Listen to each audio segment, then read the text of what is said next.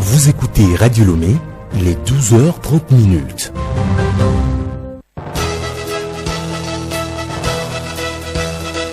Le journal Bénédicte Kanda.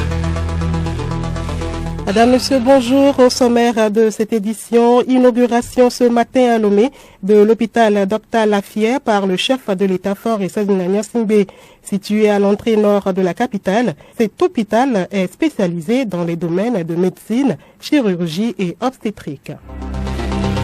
Le Togo est dans la fièvre de la célébration de la fête de l'indépendance. Ce soir déjà, veille de ce 63e anniversaire, il y aura la réanimation de la flamme et la retraite au flambeau. Les explications à suivre dans cette édition. Et puis sport, football, des opportunités russes offertes aux athlètes et sportifs togolais. C'est par le biais de la signature d'un mémorandum hier à Lomé entre les ministres des sports des deux pays.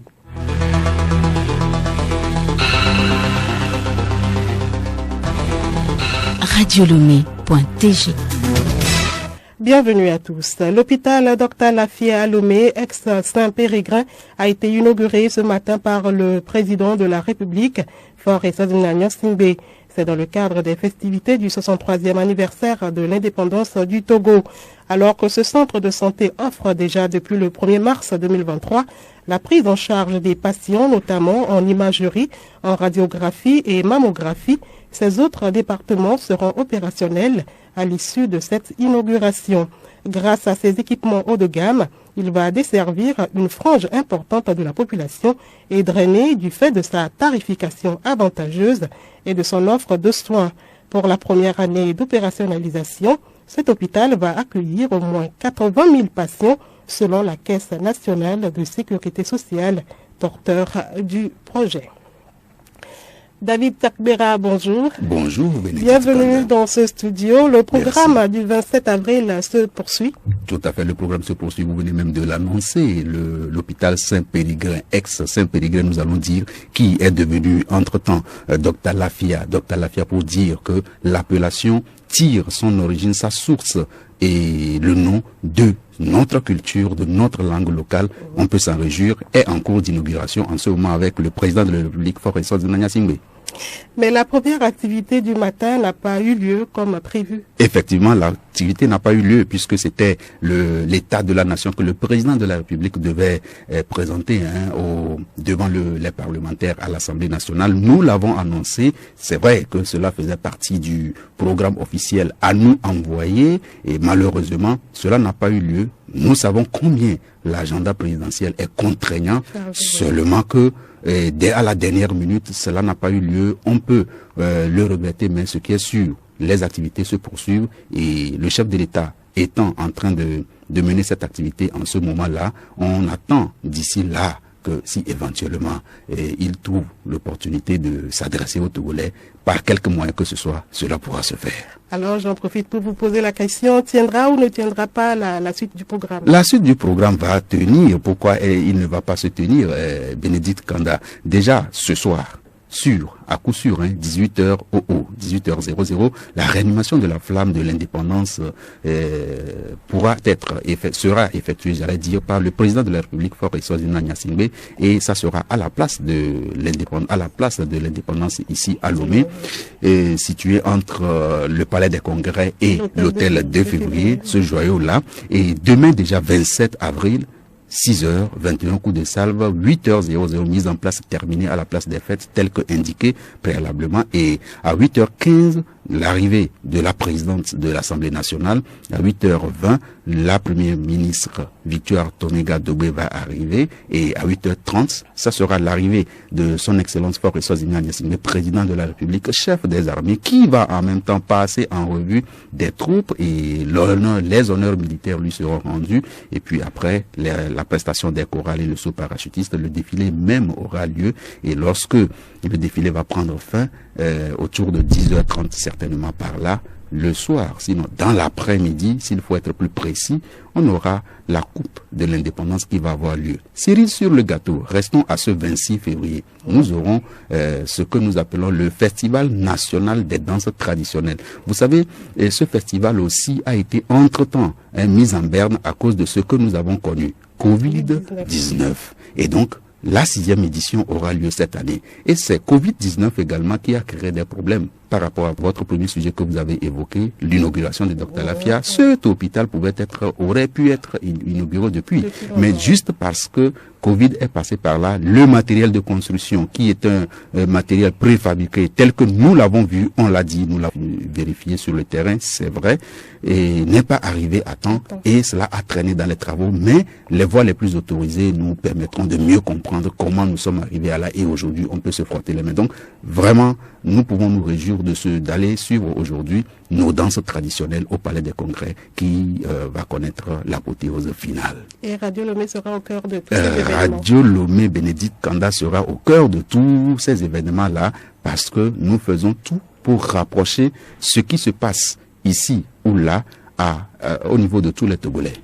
Merci à vous, David. Merci, Bénédicte Kanda, et bonne suite. Merci. Et justement, l'apothéose de la 6e édition du Festival national des danses traditionnelles FESNAD du Togo, c'est ce soir à partir de 18h30 au Palais des Congrès de Lomé. Les groupes finalistes sont Région des Savanes, Bontana de Pengal et Knachim de Loti Sud. Région de la Kara, Kondona de Pia et Kontonté de Doufelgou. Région centrale, Gorogoro de Tchaoudjan et Elali Bodan de Blita. Région des plateaux, Bobobo de Kloto et Atimerou de Haro. Région maritime, Kwalongo de Zion et Agbadia de Lavé. Et Grand Lomé, Bobon d'Agouenivé et Bobon du Golfe. Rendez-vous donc ce soir à partir de 18h au Palais des Congrès de Lomé. L'entrée est libre et gratuite. Aujourd'hui, veille de l'anniversaire de l'indépendance de notre pays, le Togo, le président de la République va réanimer la flamme de l'indépendance. Quel sens revêt la réanimation de la flamme? Les explications avec Pakoum Johnson. La réanimation de la flamme de l'indépendance est un geste symbolique qui perpétue la tradition républicaine. C'est un geste qui est individuel, mais une démarche collective et citoyenne. Il est question de rendre hommage aux hommes et aux femmes qui, au prix de leur vie, ont œuvré pour l'accession du Togo à l'indépendance. Au Togo, le monument de l'indépendance, le lieu qui va abriter cette cérémonie, porte en l'occurrence l'inscription suivante. Peuple togolais, par ta foi et ton courage, une nation est née. Fin de citation. La flamme qui sera rallumée pendant la cérémonie représente donc l'indépendance acquise par le pays et la lumière qui doit éclairer le peuple togolais dans sa marche. Merci à vous, Pakoum Johnson. Et juste après la réanimation de la flamme de l'indépendance par le chef de l'État, il y aura la retraite au flambeau. Qu'est-ce que la retraite au flambeau? Théophile Dandako nous explique. Une retraite au flambeau est une marche nocturne constituée de personnes qui portent des lampions, le plus souvent la veille de la fête nationale. Cet événement symbolique rappelle le jour où la population s'est associée pour former une nation en dépassant les barrières sociales de l'époque afin de se révolter contre le régime de tutelle sous lequel le Togo était administré. L'utilisation de retraites au flambeau dans le cadre de la fête nationale s'inscrit donc dans la volonté d'ancrer la célébration du 27 avril 1960, rappelant ainsi les flambeaux que portaient les chrétiens. Et pour cette célébration, nous avons tendu notre micro aux Togolais qui nous disent ce qu'ils pensent de cette fête. Ils sont au micro d'Hervé Segbonou. Je pense que c'est une journée que tous les Togolais doivent commémorer dignement parce que c'était pas facile pour nos grands-parents de lutter pour notre liberté et accéder à l'indépendance. Donc je pense que c'est une journée qu'on doit commémorer dignement. Le 27 avril de notre indépendance, c'est aussi la seule chose qui nous tient vraiment à cœur quand nous pensons à tous ceux qui ont perdu leur vie, qui ont lutté au fait pour ça, qui ont combattu. Je suis tellement heureuse. C'est l'indépendance du Togo. On sent la fièvre de l'indépendance. J'ai oublié que demain c'est 27 avril. Bien sûr que je suis citoyen togolais. C'est pour nous tous. C'est une très belle fête, une fête nationale. On se rappelle encore cette vidéo dans laquelle il y a le père de l'indépendance, il a parlé. On se rappelle encore de cette vidéo. À chaque fois qu'on arrive à un 27 avril, on va encore dire merci à Dieu pour la vie. Suite de cette édition, suite du séjour de Madame le Premier ministre Victoire Toméga-Dogbe au siège de l'Union européenne, la Banque européenne d'investissement s'engage à appuyer la feuille de route gouvernementale. C'est à l'issue des échanges qu'elle a eus avec le vice-président chargé de l'Afrique de la Banque européenne, Ambroise Fayolle. Culture, le Togo est l'invité d'honneur de la 15e édition du Festival des musiques urbaines d'Anoumabo Femua qui a ouvert ses portes hier à Abidjan en Côte d'Ivoire. Pour marquer la participation du Togo à ce rendez-vous musical et culturel, la musique togolaise est célébrée ce 26 avril au cours de la journée dédiée au Togo. 5 artistes représentent le Togo. Les détails avec Geneviève Cognon. 5 artistes togolais, à savoir Raphaël Santrinos, le chouchou des mélomanes.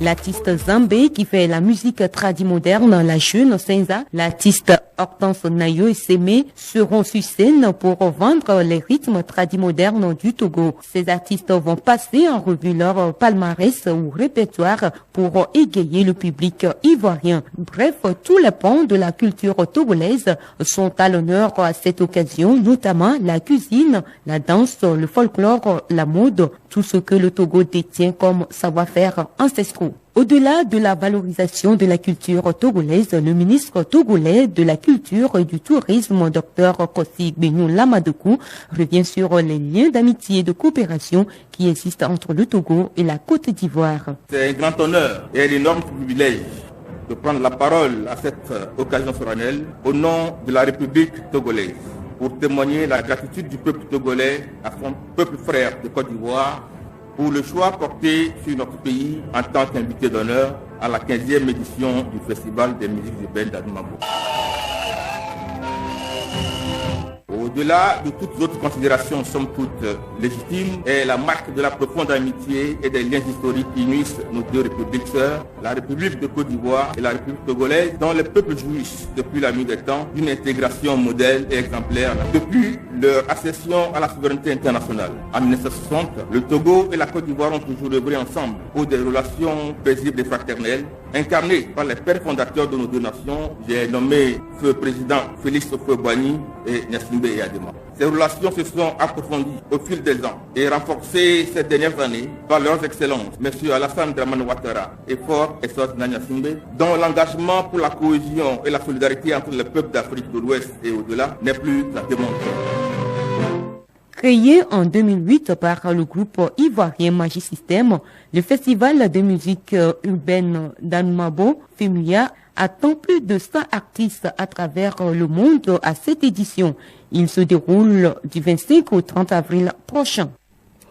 Santé Plus, les décès dus au paludisme restent très élevés en Afrique. Le paludisme dans la journée a été observé hier. Dans ce magazine, Hélène Assabi nous parle des différentes formes de complications de la maladie. Effectivement, Bénédicte, sur les différentes formes de complications du paludisme, on observe une atteinte cérébrale caractérisée par un délire, une perte de connaissance, un coma, voire le décès de la personne infectée. Les autres complications possibles sont notamment les problèmes respiratoires, l'insuffisance rénale et hépatique, la rupture de la rate, l'anémie sévère et la chute du taux de sucre dans le sang, c'est-à-dire l'hypoglycémie. Les individus les plus à risque de complications sont les femmes enceintes qui peuvent subir des fausses couches, les jeunes enfants, les personnes âgées, les malades chroniques et les patients atteints de VIH-Sida. Hélène, ce sont surtout les enfants qui sont les personnes les plus à risque de développer des complications à long terme. Oui, vous l'avez dit, Bénédicte, les complications à long terme dans certains cas de paludisme peuvent inclure des problèmes d'élocution et d'épilepsie chez les enfants. Les enfants atteints de paludisme dans sa forme la plus sévère peuvent souffrir en même temps d'une paralysie des membres, devenir aveugles ou perdre l'usage de la parole. Ces deux derniers troubles sont réversibles, mais les troubles du comportement ou du langage demandent l'intervention d'un orthophoniste. Mais certains enfants ne recouvrent jamais complètement leur capacité d'apprentissage après un paludisme grave. Il est donc important de se faire soigner. On passe à la page des sports. À coopération, le Togo et la Russie renforcent leurs relations dans le domaine des sports. Les ministres des sports des deux pays ont signé hier à Lomé un mémorandum, une opportunité offerte aux athlètes et sportifs togolais. Yao Kamake pour des précisions. Par cette signature de mémorandum, les deux autorités sportives témoignent de la volonté des gouvernements togolais et russes d'œuvrer pour le bonheur de leurs concitoyens en matière de sport. Lady Bessi Kama, ministre togolaise des Sports et des Loisirs. Le mémorandum vise à renforcer les liens de coopération entre nos deux États, notamment dans le domaine du sport scolaire, universitaire, le sport de masse, en ce qui concerne les infrastructures. Et ça va s'articuler autour des formations. Il y aura un ensemble particulier sur les formations, des échanges, des délégations entre nos deux États pour pouvoir partager des expériences, mutualiser également des énergies. Toutes les disciplines sportives sont concernées. C'est un document important, reconnaît le ministre russe des Sports et des Loisirs, Oleg Matitsin, qui se réjouit de la convergence des deux pays dans le partage des valeurs olympiques.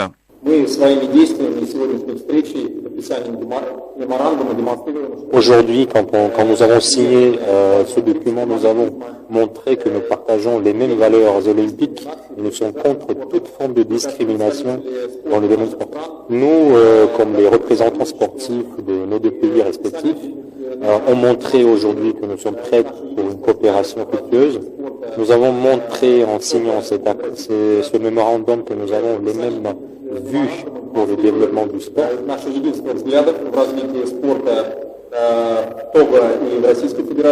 Conscient des rôles intégrateurs et unificateurs du sport dans les sociétés, les deux ministres ont promis maintenir les liens de confiance qui existent entre leurs deux pays en redynamisant davantage les pratiques des exercices physiques et sportifs au profit de leurs différentes fédérations. Merci à vous, Yao Kamake. Et puis l'information insolite pour terminer. Un homme d'affaires zimbabwéen a eu la traumatisante surprise de sa vie alors qu'il avait invité une escort girl via un réseau social à le rejoindre dans sa chambre d'hôtel. Il a été surpris de voir sa propre fille se présenter à la porte. Titus Nkoubé est tombé sous le choc en découvrant que la prostituée était en réalité sa fille. Cette dernière s'est pour sa part enfuie de l'hôtel en larmes. L'homme a assumé son adultère raté et la fille a tout avoué à sa mère. L'épouse de Titus a d'abord songé au divorce avant de décider de rester auprès de son mari. Quant à la fille, son père lui a pardonné ses activités de prostitution tout en prenant soin de la renvoyer à l'école.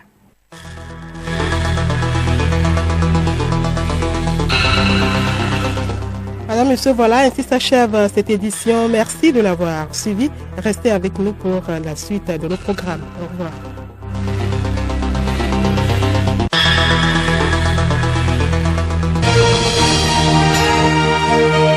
Radio Lomé, boîte postale 434, email radiolomé@radiolomé.tg. radiolomé.tg